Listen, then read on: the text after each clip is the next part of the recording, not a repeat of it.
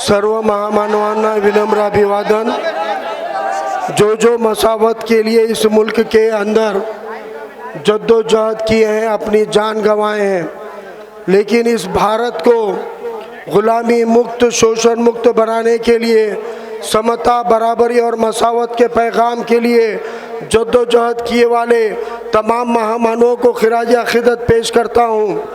नांदेड़ शहर ही नहीं, नांदेड़ ज़िले की सियासी राजधानी हतई करबला सिद्धार्थनगर के इस सरजमीन को सलाम करता हूँ। आज इस मीटिंग में मौजूद स्टेज पे तशरीफ़ फरमा तमाम मौजूद मेहमान जिनका हम बेसब्री से इंतज़ार कर रहे हैं, ऐसे हमारे नेशनल लीडर अंजलि ताई अम्बेडकर जी जो अभी सांगवी की तकरीर को ख़त्म करके निकली हैं। इंशाल्लाह उम्मीद करेंगे एक लम्हे के लिए क्यों ना हो, वो वक्त होने से पहले इंशाल्लाह यहाँ पहुँचेगी इंशाल्लाह। और भी बाकी के जो मुकर्ररीन यहाँ पे बात रख चुके हैं, जो स्टेज पे पार्टी के जिम्मेदारान तशरीफ़ रखते हैं, और इस बहादुर सरजमीन के तमाम बुजुर्गों, नौजवानों, दोस्तों और मेरी तमाम माँ बहनों, अस्सलाम वालेकुम रहमतुल्लाहि बरकातहू। आप सभी को मेरा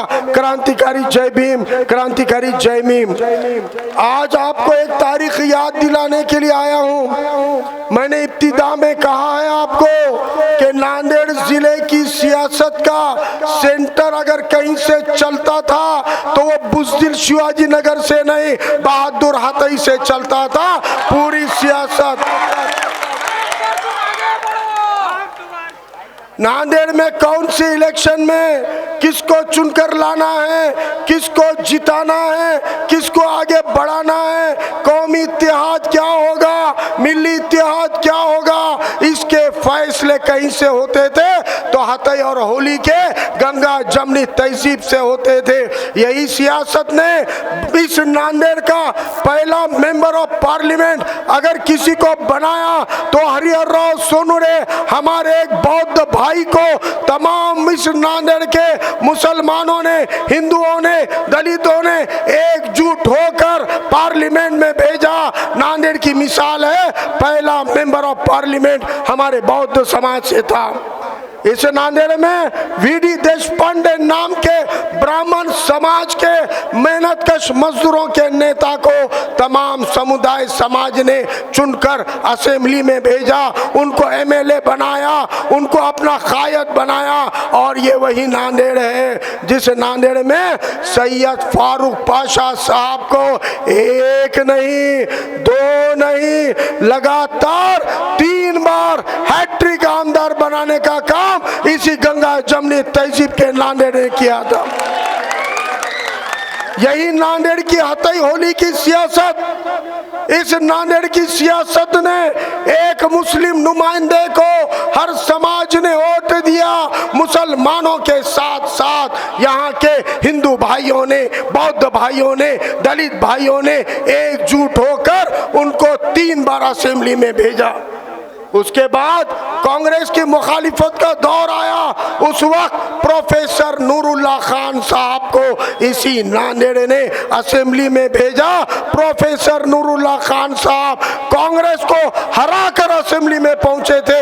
ये मुस्लिम क़यादतों की तारीख है। क्या बात हो गई? उसके बाद में क्यों कोई मुसलमान आमदार और कोई बौद्ध खासदार नहीं बना?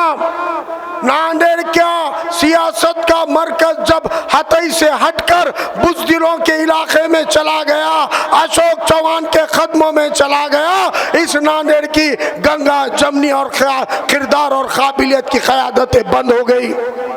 उस्मान बेग साहब इलेक्शन लड़े, ईसा खान इलेक्शन लड़े, अब्दुल सत्तार 61 बैटरी सोना बैटरी वाले सत्तार भाई इलेक्शन लड़े, हमीद सरवरी सर इलेक्शन लड़े, गफ्फार खान इलेक्शन लड़े, फेरोज लाला इलेक्शन लड़े, 2014 में सैयद मोइन साहब भी इलेक्शन लड़े।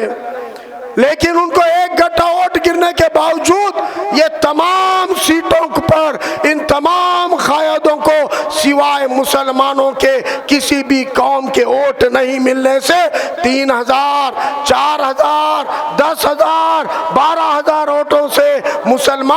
चुनकर आते आते गिर गया।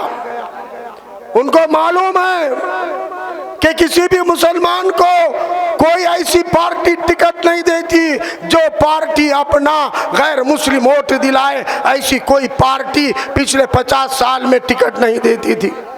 लेकिन पहली बार 2019 में फारूक अहमद को अली जनाब प्रकाश अंबेडकर साहब ने टिकट भी दिया और 14,000 से ज्यादा वोट भी दिए हैं। जितने वोटों से मुसलमान हारते आए उनसे दुगने वोट प्रकाश अंबेडकर साहब की पार्टी ने, वंचित और मेरे बहुजन भाइयों ने 14,000 से ज्यादा वोट डाले। सिद्धार्थ नगर के बूथ के फॉर्म 20 चेक करो, 100% वोट सिद्धार्थ नगर वालों ने फारूक अहमद को डाले।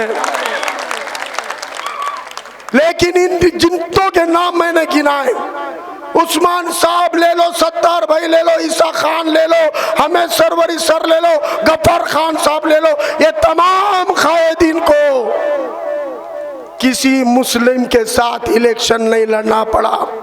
कोई मुसलमान इनके खिलाफ वोट बांटने को नहीं खड़ा हुआ। लेकिन मैं पूछना चाहता हूं, क्या वजह है 2019 में भी और 2024 में भी जब वंचित से फारूक अहमद खड़ा होता है उसके खिलाफ ये बीजेपी और कांग्रेस मुसलमान खड़ा कैसे करती है? क्यों खड़ा करती है? बावजूद उसके मुझे फख्र है हताई होली के इस एरिया पे, करबला सिद्धार्थ नगर के इस इलाके पे, 5 मोहल्लों की सियासत पे 2019 में फारूक अहमद को 1 नंबर की वोटिंग, सबसे ज्यादा वोटिंग इस इलाके से मुझे मिली है। वही तवक्को करने आया हूं, अपने वोटों का बंटवारा मत होने दो। 50 सालों के साजिशों का जवाब इंशाअल्लाह 20 नवंबर को मुत्तहिदा वोट करके लेंगे और अपनी क़यादतें इंशाअल्लाह असेंबली में भेजेंगे। वक्त इजाजत नहीं देता, एक नारा लगाता हूं, 20 नवंबर आपको बोलना है गैस सिलेंडर, 20 नवंबर 20 नवंबर 20 नवंबर, नारे तकबीर, नारे तकबीर, जय भीम, जय भीम, जय भीम, अल्लाह हाफिज, इनकलाब जिंदाबाद।